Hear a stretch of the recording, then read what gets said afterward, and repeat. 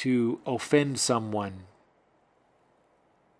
is their responsibility and mine as the offender and them as the offendee.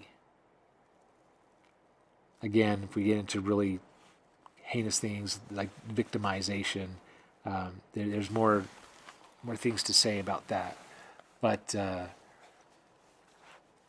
I have a car and I'm really, really connected to that car, and I have a thing for cars and for my property, and some punk kid parks next to mine and opens his door rapidly because he's laughing with his friends who are getting out of the car with horrible music going on, and they put a dent in my car. Well, I'm offended by that, and I'm upset, and I'm going to go talk about my anger about their disrespect and their lack of care for other people's property and all sorts of things.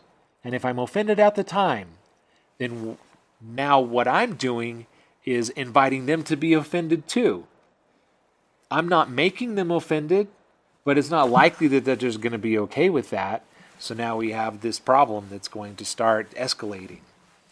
Now, same car, same scenario, same kids, same music, same laughing, same lack of concern for other people's property, same everything except the person's connection to their car or to material things or to the idea that their things are connected to them in such a way that if people disrespect the things, they're also disrespecting them. Like, there's none of that going on.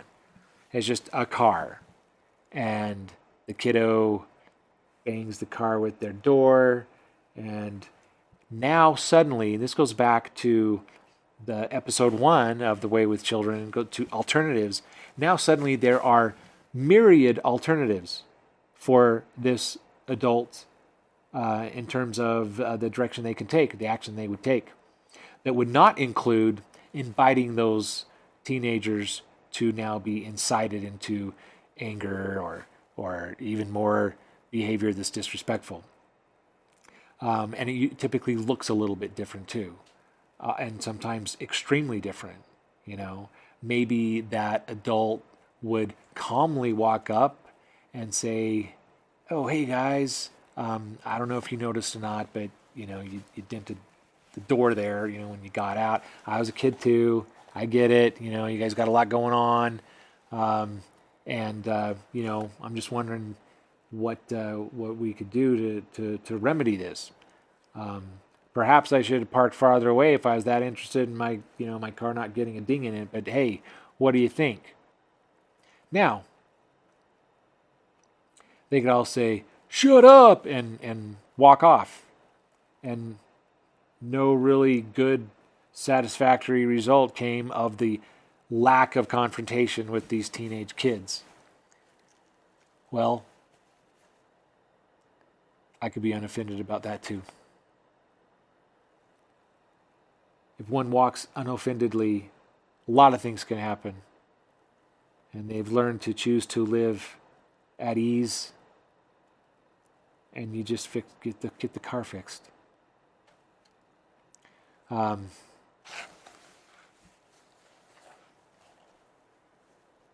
Young people have different filters than adults do.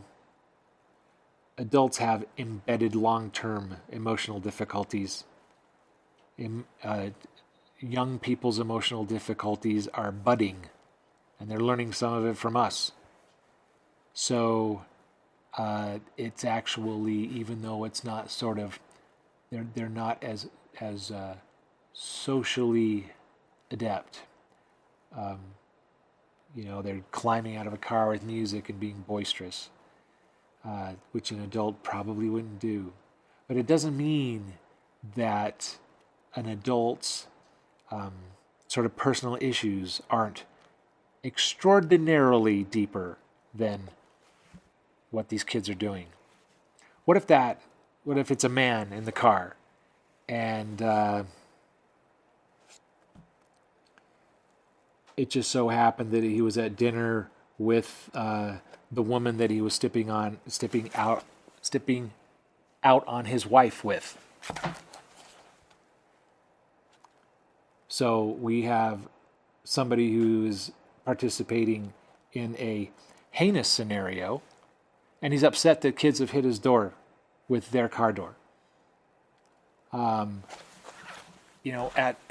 At what point do you say all of us are in the realm of offendor, and all of us are in the realm of possibly being offended?